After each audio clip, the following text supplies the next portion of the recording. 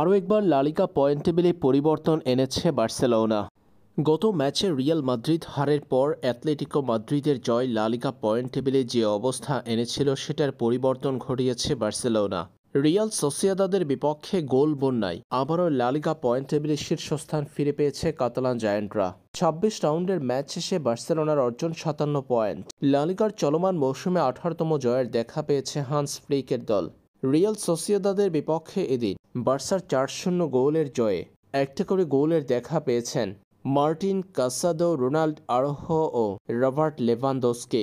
ম্যাচে প্রথমার্ধে ৪ মিনিটের ব্যবধানে পরপর প্রতিপক্ষের জালে দুইবার বল পাঠিয়ে ২-০ ব্যবধানে এগিয়ে যাওয়া বার্সেলোনা দ্বিতীয়ার্ধেও একই ব্যবধানে ৪ মিনিটের মধ্যে পেয়েছে ২ গোলের দেখা। ৫৬তম মিনিটে রোনাল্ড আরোহোর গোলের পর ৬০তম মিনিটে রবার্ট লেভানদোস্কির গোলে বার্সেলোনার স্কোরলাইন হয়েছিল ৪-০।